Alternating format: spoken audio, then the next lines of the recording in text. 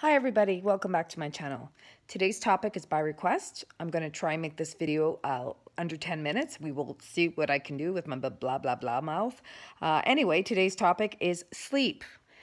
This is by request. This is a big problem. A lot of people are having issues falling asleep, staying asleep, and it really affects us in everyday life because if you don't get, I know if I don't get sleep, I'm a pretty grumpy bear. So let's get started with the tips. Some of these work for me and some of them are just tips in general that you can try. So the first one is consistency. So this was told to me like 30 years ago by a doctor, and it really helped me when the doctor told me this because I didn't realize it.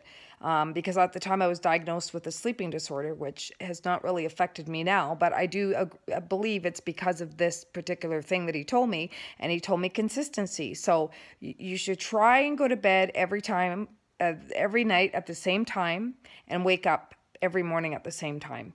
And the trick with this is, I mean, during the week, most of us do that when we're working, but the trick is to also do it on the weekend, which is kind of like sucky. But I mean, if you can sleep in here and there for an hour, I don't think that's going to make a huge difference. But that is apparently key, is consistency. So try to go to bed every night at the same time, wake up every morning at the same time, no matter if it's a weekend or a holiday. The second tip is the temperature. The temperature in the room should not be too hot or should not be too cold. I know, I can tell you right now, being a menopausal woman, I cannot sleep if it's too hot. That's like, you can just forget about it. But even when I was younger, I couldn't sleep when it was too cold either. So consistency with temperature also. So not too hot, not too cold. That'll help you. Relaxing bedroom. So you want a calm, relaxing bedroom. Sounds really crazy, but if you've just moved into a new home and there's crazy paint on the wall or ugly wallpaper that you don't like, you're going to have trouble falling asleep, because it has to be a nice, relaxing, peaceful room that you look forward to rest yourself. So that makes a lot of sense to me. So really calm room, have, calm, beautiful accents, like maybe candles, maybe a nice painting. Sounds really, really, really crazy, but it works. So nice, calming atmosphere. Think of hotel rooms and like how hotel rooms are decorated, right? They're usually pretty relaxing and pretty basic. They have just basic, not a lot of crazy stuff going on.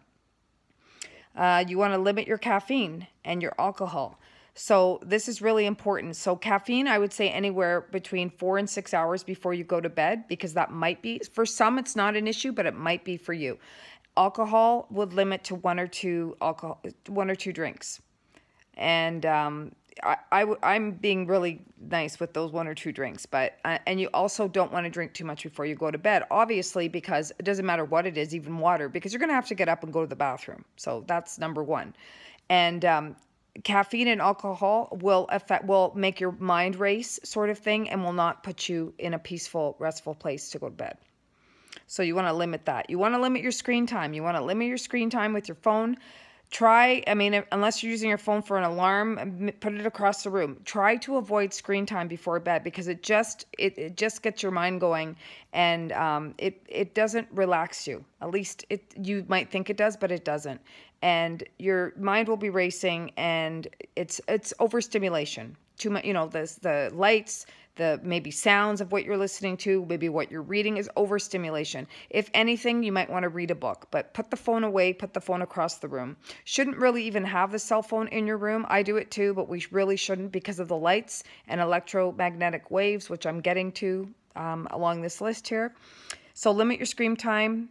Dinner, you want to be not eating big meals close to bed, or eating a lot of food close to bed. Your dinner should be about 2 to 4 hours before, at least, I would say even more than that, at least 4 hours before you go to bed, because you're going to have problems going to sleep. And this is a whole other thing, but it also, I feel like this is a whole other video. But, when you're going to bed and you've eaten, people don't usually do that because it's more of a weight loss thing. They think, oh, well, I'm not going to be moving for 8 hours, so I'm going to gain weight if I just sleep with this. That's not really the reason. The reason is that you can't digest your food properly. When you're not going to be able to sleep well and digest your food properly, because what's going to happen is you're going to go to bed, and what our bodies do when we sleep is our bodies heal, our bodies detoxify, our bodies maintain tissue, our bodies are building. So that's what our bodies are meant to do. And if you are eating before you go to sleep, your body is going to be digesting food instead of doing all the other things that it should be doing. And it's probably not going to be digesting properly, but it's going to focus mostly on digestion because it's going to have to. And when the body is digesting food, it can't do those other things. There are two different systems in the body. So one's a sympathetic nervous system and one's a parasympathetic nervous system. So you want to make sure that you are not eating too close to bedtime for that reason. If you find it's like you haven't eaten dinner in 4 hours, let's say you eat dinner at 6 and it's now 10 o'clock, and you're going to bed and you're kind of hungry, you want a snack, try to eat something that has protein in it. A really good source of protein, if you're not a vegetarian or vegan, I'm a vegetarian that eats eggs, but some don't, is an egg, because an egg is a really good source of protein. But try to have like something that's higher in protein before you go to bed, and not anything too high with carbs or sugar, because that's going to stimulate you and you're not going to be able to sleep. Not good to have that before bedtime. So food does matter when it comes to sleep.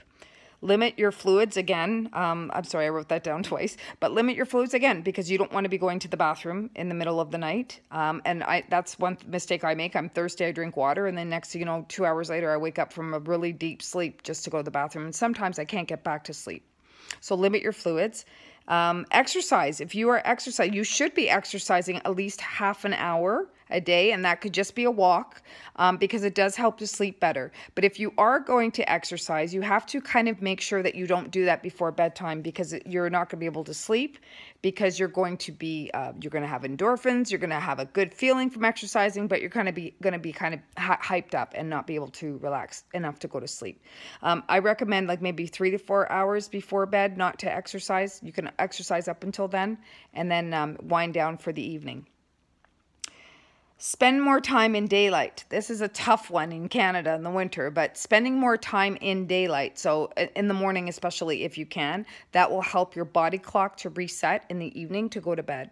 This will work well for you. Unfortunately, if you're doing shift work and that, it's going to be harder to get in the daylight time. But if you can, it's very, very helpful for a good night's rest. And I'm just going to give you some quick tips here to some quick supplements that you can try to get a good night's sleep without taking any sleeping pills. So natural supplements. The first one is melatonin. Melatonin is a hormone that is produced by our body, and it's produced when we're sleeping, if we're sleeping. And it's normally produced anywhere between any time when you're sleeping, but normally it's produced mostly between, let's say, like 2 in the morning and 5 in the morning. So a lot of people, that's the time they wake up. They'll fall asleep and then they wake up and can't get back to sleep. So it's kind of serious, because you're not producing that melatonin, right? And melatonin kind of is our sleep hormone, and it tells the body the difference between night and day, right? So it's important, and a lot of people don't have sleep because aren't sleeping restfully throughout the night, because they're not sleeping during the time where the bodies produce melatonin. But you can get a natural supplement, a natural melatonin supplement. I would suggest going to a health food store and speaking to someone that works there. They're very, very knowledgeable in the supplement department.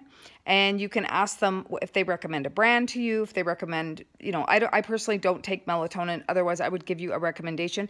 But I know lots of people that do, and lots of clients of mine in the past have, and they said it works great. The thing is, again, with any natural supplements, sometimes people are lucky and they work right away. Other than that, I would say give it time. Give it time. Don't use it for 3 days and say, oh, this doesn't work. And, give it time. It's a natural supplement. So that's my recommendation. First recommendation would be melatonin. Second recommendation is going to be my favorite, which is magnesium. I use a product that I'm going to suggest or recommend. I do not work for this company. I just really like it. It's called Magnesium Calm. It's a powder. You put it in water and you drink it as a liquid about an hour before bed. And I would suggest any magnesium you're taking to take about an hour before bed. So you wind down. When you're winding down, you might have a nightly routine of taking off your makeup or brushing your teeth and, fluffing up the pillows, reading a bit of a book, whatever it is that you do. Take that magnesium about an hour before bed. And again, don't expect a quick fix. Some people do. When I tell them to take this, they say it's a godsend right away. But sometimes it takes time. So just be patient with that. The third one I'm going to suggest is called valerian root.